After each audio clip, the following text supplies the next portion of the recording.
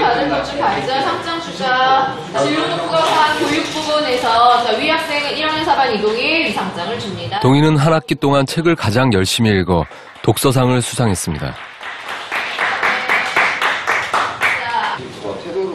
그러나 표정이 밝지 않은 동희. 상장만이 아니라 성적표도 받았기 때문입니다.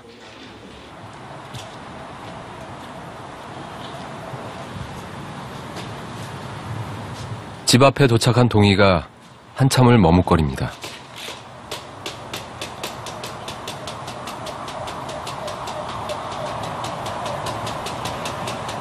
계속 못 들어가요.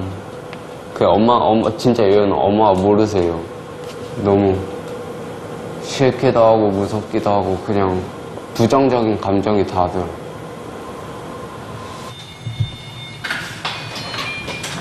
야, 이동희. 전화 왜 안 받아? 줘봐. 왜? 또 이 순간이 오고야 말았습니다.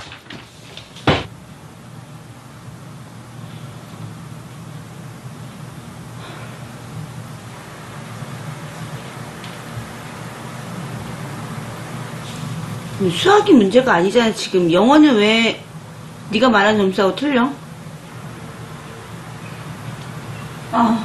이게 말이 안 된다. 너는 지금 수학이면 너 과학도 이번에 공부했다고 그랬잖아.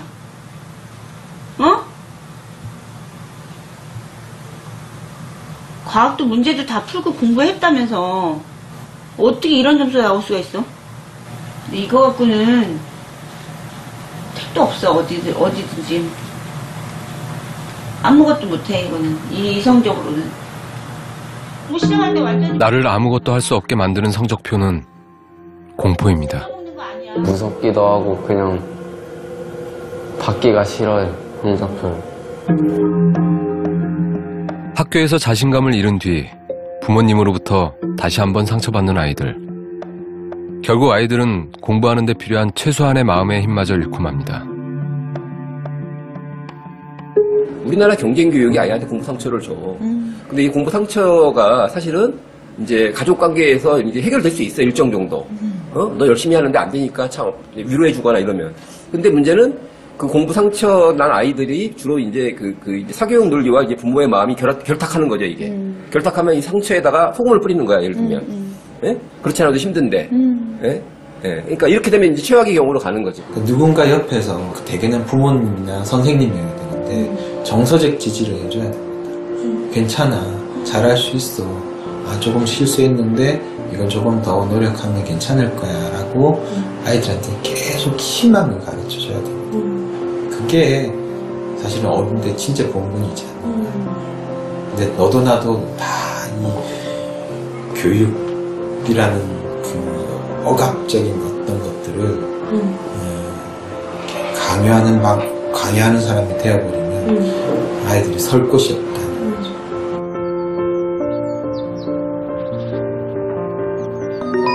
아이들의 공부 상처를 치유하고 마음의 힘을 키우기 위한 실천을 시작해보려고 합니다. 지금껏 공부하라는 잔소리가 아이를 위하는 길이라 굳게 믿어왔던 부모님들도 함께하기로 했습니다. 부모님들도 애 대학 보내야지 뭐 해야지 하는 건 다 그 잘못된 생각이 잘못된 이렇게 해야 애가 성공할 거다. 천만에 그렇지 않아요. 절대 그렇지 않아요. 그런 스트레스 때문에 애가 망가지고 애가 멘탈이 약해지고 애가 잘못되는 거예요. 지금 한국 교육은 완전히 거꾸로 가고 있어요. 이 마음의 근력을 다 갉아먹으면서 스트레스 엄청 받게 해서 반쯤 다 우울증, 불안장애 걸린 사람 만들고. 감수성이 풍부해요. 감수성이 풍부하구나. 잘하는 거. 좋아하는 일은 집중하세요. 먼저 부모님들은 아이가 스스로 말하는 강점에 귀를 기울여 봅니다. 게임을 잘한다, 아니면 노래를 잘한다, 성실하다? 응? 성실한 걸 기준이 뭐야? 그래도 양심적인 예쁘구나. 강점에 집중해야 돼. 근데 학교에서는 절대 강점에 집중하지 않아요. 그래서 자꾸 사람이 작아지고 낮아지고 약해지고 마음 근력이 줄어든다는 얘기예요. 보통 부모님들이 어떻게 하냐면 성적표 딱 받고 수학 40점. 이게 평균 다 갉아먹네. 너 수학 40점이 뭐야? 말 안 해도 애들 지가 알아. 수학 40점인 거. 굳이 그걸 얘기를 안 하는데. 그건 얘기하지 말고 제일 잘하는 거를 갖고 거기에 포커스를 맞춰서요. 이거 어떻게 하면 더 잘하게 될까? 아이의 강점을 바라보지 못한 채 상처만 더했던 날들. 미안함과 고마움이 교차합니다. 16년, 17년을 살아오면서 한 번도 바깥으로 돈 적이 한 번도 없었어요, 동이는. 제가 좀 엄하게 한 것도 있지만 엄마 말이라면 다 들어야 되는 줄 알고 살았거든요. 지난 날부터 이렇게 돌이키다 보니까 고마움에 눈물이 났던 것 같아요. 자율성이 없다는 거, 아이들이. 그 부분에 대해 정말 동감을 하고요. 정말 엄마가 시키는 것만 하고 정말 스스로 할 수 있는 게 하나도 없었던 것 같아요, 그동안은. 좋았어? 뭐가 좋았어? 그냥 그냥? 엄마랑 있어서. 엄마랑 있어서? 전에도 말로는 네 인생 네가 사는 거니까 네가 결정을 하고 얘기는 했어요. 근데 그게 말은 그렇게 나와도 간섭을 하게 되잖아요. 근데 이제는 그게 좀 많이 줄 것 같아요.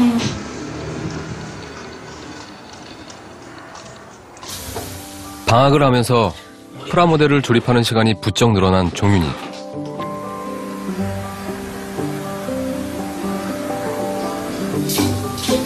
종민아, 바닥에 깔 거 하나 줄까? 바닥엔 그렇진 않아. 그냥 나가니까. 예전 같았으면 벌써 한 소리 했을 텐데 엄마는 별말이 없습니다. 돌을 닦고 있죠? 돌을 닦고 있죠? 자식을 키우면서. 교수님 강의를 들어서도 그렇고 좀 한 발짝 물러서 쳐다보는 게, 바라봐 주는 게 좋은 것 같은 것 같아요. 너무 벗어나지 않는 선에서. 근데 사실 부모 마음은, 엄마 마음은, 아빠는 모르겠어요. 엄마 마음은 정말 돌 것 같아. 비관적인 마음이 컸던 종윤이는 일주일째 매일 감사일기를 쓰고 있는데요. 긍정적인 정서를 유발하는 가장 좋은 방법은 감사하는 마음을 갖는 것이라고 합니다. 처음 하다 보니까 막막한 거예요. 뭐에 감사해야 될지. 특히 거창한 거에 감사했습니다. 첫날에 내 서서 이게 내려가지고 이게 사소한 것으로. 하루 한두 줄의 감사일기 쓰기. 나의 마음을 돌보는데 짧은 시간이라도 투자한 건 처음입니다.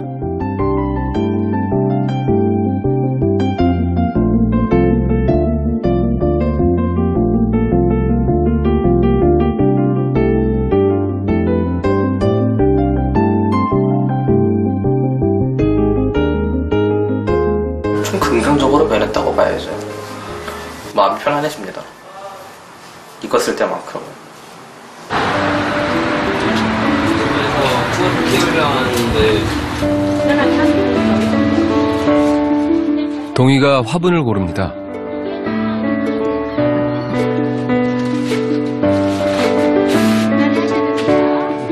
저를 위해서 산 거예요.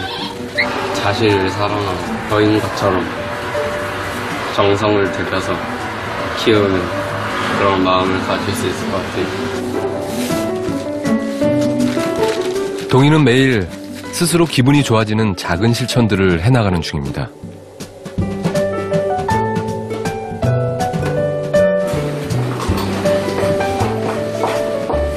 나의 강점을 생각해보는 시간.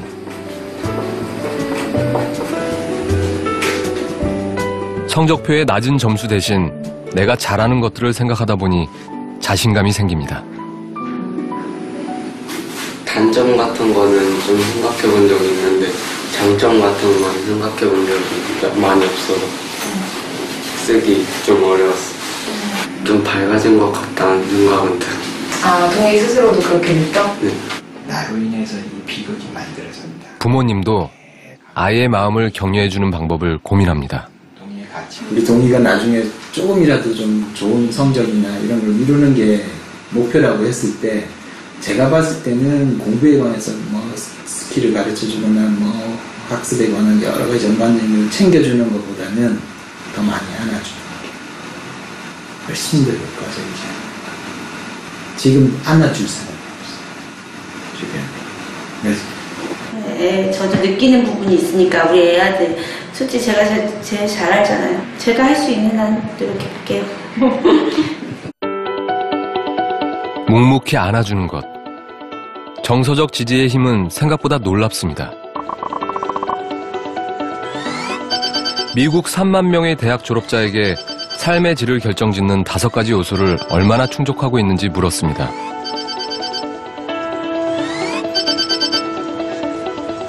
응답자 중 오직 11%만이 경제적 안정을 포함한 5가지 측면에서 모두 성공적인 삶을 살고 있었는데요.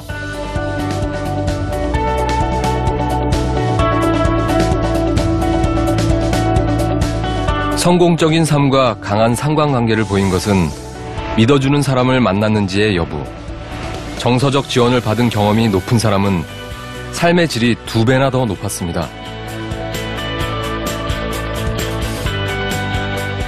뭐가 된다? 소리가 난다. 자, 어떤 자입니다? 가나다라 바바. 여전히 수업 들을 생각이 없어 보이는 재원이. 새로운 내용 나가도록 하겠습니다. 자, 배운 내용에 대해서 질문. 문장은? 플러제이션이라고 그러거든요. 약간 욕하는 거. 그러나 영어 시간이 되자 재원이가 달라 보입니다. 자, 우리 토비가 사람일까? I'm going to 과거 분사형으로 bring, brought.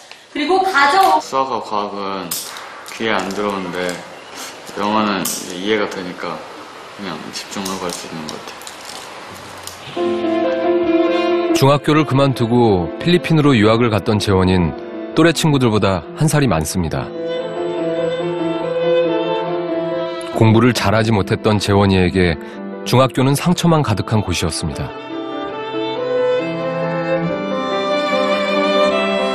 제 이해가 안 되는 거예요. 숙제를 내주는데 저는 이해를 못한 거를 숙제로 하려니까 인터넷에서 베끼게 되고 그때 좀 스트레스를 좀 받았던 것 같아요. 공부를 못한다는 이유로 오해까지 받아야 했습니다. 돈이 없어진 거예요. 어떤 형이. 돈이 저를 몰아가는 거죠. 저는 아는데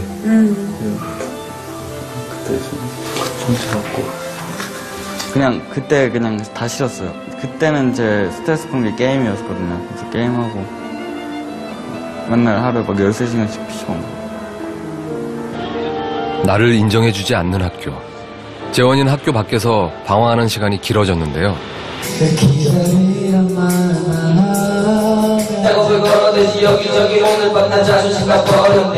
한국에 돌아온 지금도 오랜 습관은 달라지지 않았습니다. 그냥 일주일에 3-4번, 주말에도 하면 5번 정도 와요. 한 번 오는 건 얼마 정도 불러요? 2-3시간? 많으면 6시간. 학교 공부는 여전히 어렵기만 한데요. 재원이는 요즘도 밤이 되어서야 집으로 향합니다.